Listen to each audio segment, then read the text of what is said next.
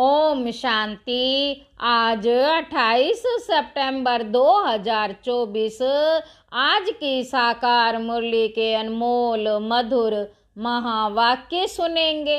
मीठे मीठे बाबा के मीठे बच्चे, जब तुम नंबरवार सतो प्रधान बनेंगे, जब तुम नंबरवार सतो प्रधान बनेंगे, तब यह नेचुरल कैलेमिटीज व विनाश का फोर्स बढ़ेगा। नेचुरल कैलेमिटीज व विनाश का फोर्स बढ़ेगा और यह पुरानी दुनिया समाप्त होगी। आज की मुरली का प्रश्न है, कौन सा पुरुषार्थ करने वालों को बाप का पूरा वर्षा प्राप्त होता है? उत्तर है, बाबा कहते पूरा वर्षा लेना है तो पहले बाप को अपना वारिस बनाओ, अर्थात जो कुछ तुम्हारे पास है वह सब बाप पर बलिहार करो। बाप को अपना बच्चा बना लो तो पूरे वर्षे के अधिकारी बन जाएंगे। दूसरा पॉइंट है, संपूर्ण पवित्र बनो, तब पूरा वर्षा मिलेगा। संपूर्ण पवित्र नहीं तो मोचरा खाकर थोड़ी सी मानी रोटी मिल जाएगी। ओम शांति। बच्चों को सिर्फ एक की याद में नहीं बैठना है, बाबा कहते 3 की याद में बैठना है। भल एक ही है, भल एक ही है शिव बाबा, परंतु तुम जानते हो वह बाप भी है, शिक्षक भी है, सतगुरु भी है। हम सबको वापस ले जाने आए हैं। यह नई बात तुम ही समझते हो। बाबा कहते बच्चे जानते हैं, वह जो भक्ति सिखाते हैं, शास्त्र सुनाते हैं, वह सब है मनुष्य।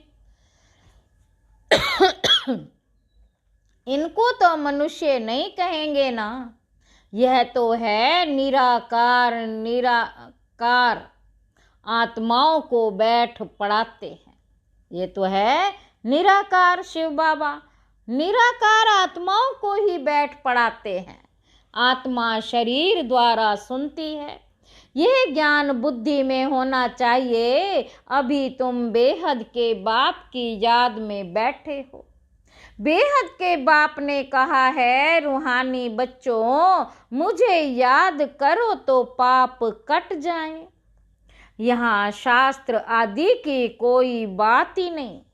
जानते हो बाप हमको राजयोग सिखला रहे हैं। कितना भारी टीचर है। ऊंचते ऊंच तो पद भी ऊंचते ऊंच प्राप्त कराते हैं। जब तुम सतो प्रधान बन जाएंगे नंबरवार पुरुषार्थ अनुसार, तब फिर लड़ाई होगी, नेचुरल कैलेमिटीज भी होगी। याद भी जरूर करना है। बाबा कहते बुद्धि में सारा ज्ञान भी होना चाहिए। बुद्धि में सारा ज्ञान भी होना चाहिए। सिर्फ एक ही बार पुरुषोत्तम संगम युग पर बाप आकर समझाते हैं। नई दुनिया के लिए छोटे छोटे बच्चे भी बाप को याद करते हैं। तुम तो समझदार हो, बाबा कहते तुम तो समझदार हो, जानते हो बाप को याद करने से विकर्म विनाश होते और बाप से ऊंच पद पाएंगे। ये भी जानते हो इन लक्ष्मी नारायण ने नई दुनिया में जो पद पाया है वह शिव बाबा से ही पाया। यह लक्ष्मी नारायण ही फिर 84 का चक्र लगाकर अभी ब्रह्मा सरस्वती बने हैं। यही फिर लक्ष्मी नारायण बनेंगे। अभी पुरुषार्थ कर रहे हैं। सृष्टि के आदि मध्य अंत का तुमको ज्ञान है। अब तुम अंधश्रद्धा से देवताओं के आगे माथा नहीं झुकाएंगे। देवताओं के आगे मनुष्य जाकर अपने को पतित सिद्ध करते हैं। कहते हैं आप सर्वगुण संपन्न हो, हम पापी विकारी हैं, कोई गुण नहीं है। तुम जिनकी महिमा गाते थे अभी तुम स्वयं बन रहे हो। कहते हैं बाबा ये शास्त्र आदि कब से पढ़ना शुरू हुआ है? बाप कहते हैं जब से रावण राज्य शुरू हुआ ये सब है भक्ति की सामग्री। तुम जब यहाँ बैठते हो तो बुद्धि में सारा ज्ञान धारण होना चाहिए। ये संस्कार आत्मा ले जाएगी। भक्ति के संस्कार नहीं जाने हैं। भक्ति के संस्कार वाले प्राणी दुनिया में मनुष्यों के पास ही जन्म लेंगे। भक्ति के संस्कार वाले प्राणी दुनिया में मनुष्यों के पास ही तो जन्म लेंगे, ये भी जरूर है। बाबा कहते तुम्हारी बुद्धि में ये ज्ञान का चक्र चलना चाहिए। साथ साथ बाबा को भी याद करना है। बाबा हमारा बाप भी है, बाप को याद किया तो विकर्म विनाश होंगे। बाबा हमारा टीचर भी है तो पढ़ाई बुद्धि में आएगी और सृष्टि का चक्र का ज्ञान बुद्धि में है, जिससे तुम चक्रवर्ती राजा बनेंगे। याद की यात्रा चल रही है। बाबा कहते ओम शांति। भक्ति और ज्ञान बाप को कहा जाता है ज्ञान का सागर। उनको भक्ति का सारा मालूम है। भक्ति का सारा मालूम है। भक्ति कब शुरू हुई कब पूरी होगी मनुष्य को ये पता ही नहीं। बाप ही आकर समझाते सतयुग में तुम देवी देवता विश्व के मालिक थे। वहाँ भक्ति का नाम नहीं, एक भी मंदिर नहीं था, सब देवी देवता ही थे। पीछे जब आधी दुनिया प्राणी होती है यानी 2500 वर्ष पूरे होते हैं अथवा त्रेता और द्वापर का संगम होता है तब रावण आता है। संगम तो जरूर चाहिए। त्रेता और द्वापर के संगम पर रावण आते हैं, जबकि देवी देवता वाम मार्ग में गिरते हैं। ये सिवाय तुम्हारे कोई नहीं जानते। बाप भी आते हैं कलयुग अंत और सतयुग आदि के संगम पर, और रावण आता है त्रेता और द्वापर के संगम पर। अब उस संगम को कल्याणकारी नहीं कहेंगे। बाबा कहते उनको तो अकल्याणकारी ही कहेंगे। बाप का ही नाम कल्याणकारी है। द्वापर से कल्याणकारी युग शुरू होता है। द्वापर से अकल्याणकारी युग शुरू होता है। बाप तो है चैतन्य बीज रूप, उनको सारे झाड़ की नॉलेज है। वह बीज भी अगर चैतन्य हो तो समझावे। बाबा कहते वह बीज भी अगर चैतन्य हो तो समझावे। मेरे से ये झाड़ ऐसे निकलता है, परंतु जड़ होने कारण बता नहीं सकता। हम समझ सकते हैं कि बीज डालने से पहले झाड़ छोटा सा निकलता है, फिर बड़ा हो फल देना शुरू करता है, परंतु चैतन्य ही सब कुछ बता सकते। दुनिया में तो आजकल मनुष्य क्या क्या करते रहते, इन्वेंशन निकालते रहते, चंद्रमा में जाने की कोशिश करते हैं। ये सब बातें अभी तुम सुन रहे हो। चंद्रमा तरफ कितना ऊंच लाखों माइल्स तक चले जाते। चंद्रमा तरफ कितना ऊंचा लाखों माइल्स तक चले जाते, जांच करने के लिए कि देखे चंद्रमा क्या चीज है। समुद्र में कितना दूर तक जाते हैं, जांच करते हैं, परंतु अंत पा नहीं सकते। समुद्र का अंत नहीं पा सकते। पानी ही पानी। एरोप्लेन ऊपर जाते, उन्हों को पेट्रोल इतना डालना है जो फिर वापस भी आ सके। आकाश बेहद है ना, सागर भी बेहद है। जैसे वह ये बेहद ज्ञान का सागर, वह पानी का बेहद सागर। आकाश तत्व भी बेहद है। आकाश तत्व भी बेहद है। चलते जाओ सागर के नीचे फिर धरती। पहाड़ी किस पर खड़ी है? धरती पर। फिर धरती को खोदते हैं तो पहाड़ निकल आता, उसके नीचे फिर पानी भी आ जाए, सागर भी धरनी पर है। उसका कोई अंत पा नहीं सकते कि कहाँ तक पानी है, कहाँ तक धरती है। परम पिता परमात्मा जो बेहद का बाप है, उनके लिए बेअंत नहीं कहेंगे। क्या नहीं कहेंगे? बेअंत नहीं कहेंगे। मनुष्य बल कहते हैं ईश्वर बेअंत है, माया भी बेअंत है, परंतु तुम समझते हो ईश्वर तो बेअंत हो ही नहीं सकता। बाकी यह आकाश बेअंत है। ये 5 तत्व आकाश वायु, ये 5 तत्व तमो प्रधान बन जाते। आत्मा भी तमो प्रधान बनती है, फिर बाप आकर सतो प्रधान बनाते। कितनी छोटी आत्मा है, 84 जन्म भोगती है।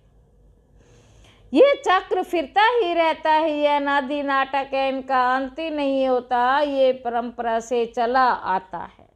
बाबा कहते कब से शुरू हुआ ये कहे तो फिर अंत भी हो। बाकी ये बात समझानी है, कब से नई दुनिया शुरू होती है, फिर पुरानी होती है। ये 5000 वर्ष का चक्र है जो फिरता ही रहता है। अभी तुम जानते हो, बाकी उन्हीं लोगों को तो धक्का गोपड़ा लगा दिया है। शास्त्रों में लिखा है कि सतयुग की आयु इतने लाखों वर्ष हो नहीं सकती, लाखों वर्ष हो नहीं सकती। बाबा कहते हैं मनुष्य सुनते सुनते उनको ही सच समझ लेते, ये पता नहीं पड़ता भगवान कब आकर अपना परिचय देंगे। ना जानने कारण कह देते कलयुग की आयु 40,000 वर्ष अभी पड़ी है। अब तक तुम ना समझो, अभी तुम निमित्त हो समझाने के लिए कि कल्प 5000 वर्ष का है, ना कि लाखों वर्ष का। भक्ति मार्ग की कितनी सामग्री, मनुष्यों को पैसा होता है फिर खर्चा करते। बाप कहते मैं तुमको कितने पैसे देकर जाता। बेहद का बाप तो जरूर बेहद का वर्षा देंगे, इससे सुख भी मिलता है, आयु भी बड़ी होती है। बाप बच्चों को कहते मेरे लाडले बच्चों आयुष्मान भव। वहां तुम्हारी आयु 150 वर्ष होती, कभी काल नहीं खा सकता। बाप वर देते तुमको आयुष्मान कहने की, तुमको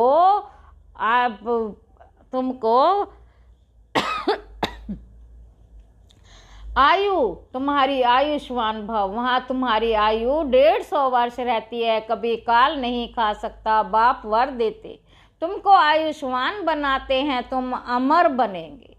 वहां कभी अकाले मृत्यु नहीं होगी, वहां तुम बहुत सुखी रहते हो, इसलिए कहा जाता है सुख धाम। आयु भी बड़ी होती है, धन भी बहुत मिलता है, सुखी भी बहुत रहते हो, कंगाल से सिरताज बन जाते। तुम्हारी बुद्धि में है, बाप आते हैं देवी देवता धर्म की स्थापना करने, वह तो जरूर छोटा झाड़ होगा। वहाँ है ही एक धर्म, एक राज्य, एक भाषा, उसको ही कहा जाता है विश्व में शांति। सारे विश्व में हम ही पाठधारी हैं, ये दुनिया नहीं जानती। अगर जानती हो तो बताए, कब से हम पाठ बजाते आए हैं। अभी तुम बच्चे को बाप समझा रहे हैं, अभी तुम बच्चों को बाप समझा रहे हैं। गीत में भी है ना, बाबा से जो मिलता है सो और कोई से नहीं मिलता। सारी पृथ्वी आसमान सारे विश्व की राजधानी देते हैं। ये लक्ष्मी नारायण विश्व के मालिक थे, फिर बाद में जो राजाएं आदि होते हैं वे भारत के थे। गायन भी है, जो बाबा देते वह और कोई दे ना सके, जो बाबा देते वह और कोई दे ना सके। बाप ही आकर प्राप्ति कराते, तो सारा ज्ञान बुद्धि में रहना चाहिए। जो कोई को भी समझा सके, इतना समझाने का है। अब समझा कौन कहते, जो बंधन मुक्त हो, जो बंधन मुक्त हो वही तो कहेंगे। बाबा के पास जब कोई आते हैं तो बाबा पूछते कितने बच्चे हैं, तो कहते 5 बच्चे अपने हैं, 6ठा बच्चा शिव बाबा है। तो जरूर सबसे बड़ा बच्चा ठहराना, शिव बाबा के बन गए तो फिर शिव बाबा अपना बच्चा बनाए, विश्व का मालिक बना देते। बच्चे वारिस हो जाते हैं। ये लक्ष्मी नारायण शिव बाबा के पूरे वारिस हैं ही। अगले जन्म में शिव बाबा को सब कुछ दे दिया तो वर्षा जरूर बच्चों को मिलना चाहिए। बाबा ने कहा मुझे वारिस बनाओ, फिर दूसरा कोई नहीं। कहते हैं बाबा ये सब कुछ आपका है, आप हमको सारे विश्व की बादशाही का वर्षा देते हो, क्योंकि तुमको जो कुछ था वह दे दिया। हमारे पास जो कुछ था बाबा दे दिया। ड्रामा में नूंद है ना, अर्जुन को विनाश भी दिखाया तो चतुर्भुज भी दिखाया। अर्जुन कोई और तो है नहीं, इनको साक्षात्कार हुआ, देखा, रजाई मिली है। तो क्यों ना शिव बाबा को वारिस बनाए, वे फिर हमको वारिस बनाते हैं। ये सौदा भी बहुत अच्छा है।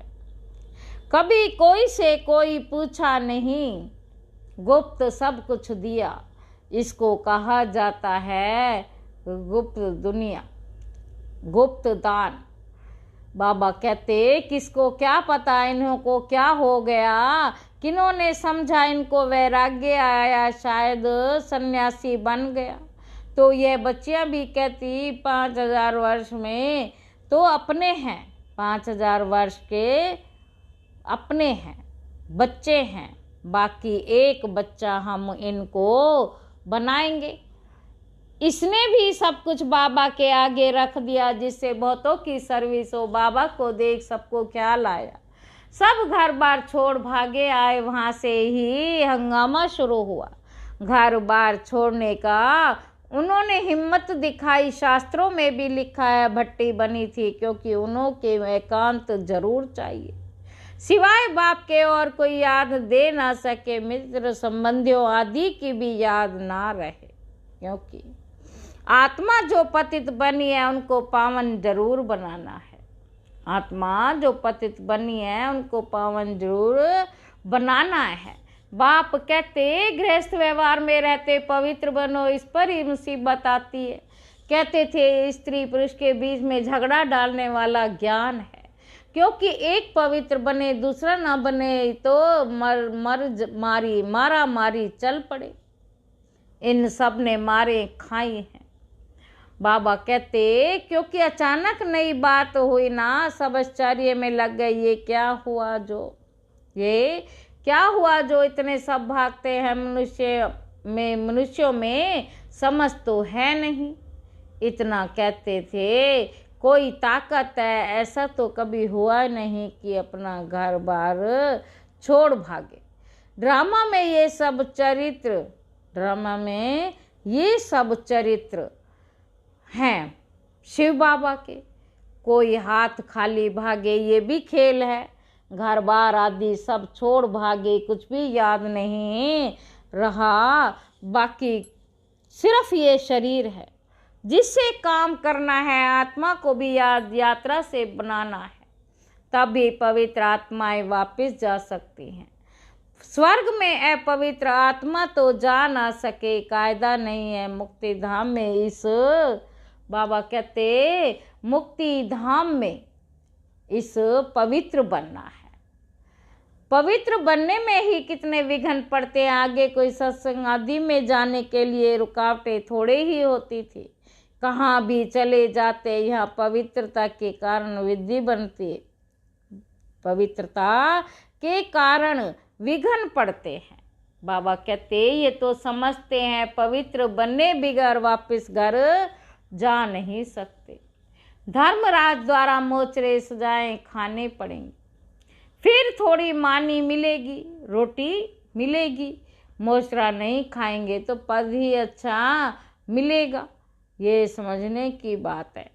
बाप कहते मीठे मीठे बच्चों तुमको हमारे पास आना है, ये पुराना शरीर छोड़ पवित्र आत्मा बन आना है। फिर जब 5 वर्ष तमो प्रधान बन गए, 5000 वर्ष 5 तत्व जो सतो प्रधान नए हो जाएंगे, तब तुमको शरीर नए सतो प्रधान मिलेगा। सारे उथल पाथल हो नए बन जाएंगे, जैसे बाबा इनमें आकर बैठते हैं, वैसे आत्मा बिगर कोई तकलीफ गर्भ महल में जाकर बैठेगी क्या। बाबा कहते वैसे बिगर तकलीफ गर्भ महल में जाकर बैठेगी, फिर जब समय होता है तो बाहर आ जाती है। तो जैसे बिजली चमक जाती है, क्योंकि आत्मा पवित्र है। ये सब ड्रामा में नोंद है। अच्छा, मीठे मीठे सिक्के लधे बच्चों प्रति माता पिता बाप दादा का याद प्यार और गुड मॉर्निंग। रूहानी बाप के रूहानी बच्चों को नमस्ते। हम रूहानी बच्चों के रूहानी बाप दादा को याद प्यार और गुड मॉर्निंग। नमस्ते बाबा, नमस्ते, शुक्रिया बाबा, शुक्रिया। धारणा के लिए मुख्य सार, पहला पॉइंट है, आत्मा को पावन बनाने के लिए एकांत की भट्टी में रहना, एक बाप के सिवाय दूसरा कोई भी याद ना आए, मित्र संबंधी याद ना आए। दूसरा पॉइंट है, बुद्धि में सारा ज्ञान रख बंधन मुक्त कर रखिए। बुद्धि में सारा ज्ञान रख बंधन मुक्त बन। दूसरों की सर्विस करनी है, बाप से सच्चा सौदा करना है। जैसे बाप ने सब कुछ गुप्त किया, ऐसे गुप्त दान करना है। वरदान है, माया के विकराल रूप के खेल को साक्षी होकर देखने वाले माया जीत भव। माया को वेलकम करने वाले उसके विकराल रूप को देखकर घबराते नहीं। साक्षी होकर खेल देखने से मजा आता है। साक्षी होकर खेल देखने से मजा आता है, क्योंकि माया का बाहर से शेर का रूप है, लेकिन उसमें ताकत बिल्ली जितनी भी धन है। सिर्फ आप घबरा कर उसे बड़ा बना देते हो। क्या करूं, कैसे होगा, लेकिन यही पाठ याद रखो, जो भी पाठ याद रखो, और वह अच्छा, और जो होने वाला है वो और भी अच्छा। साक्षी होकर खेल देखो तो माया जीत बन जाएंगे। स्लोगन है, जो सहनशील है वह किसी के भाव स्वभाव में जलते नहीं। व्यर्थ बातों को एक कान से सुन दूसरे कान से निकाल देते हैं। अच्छा, ओम शांति।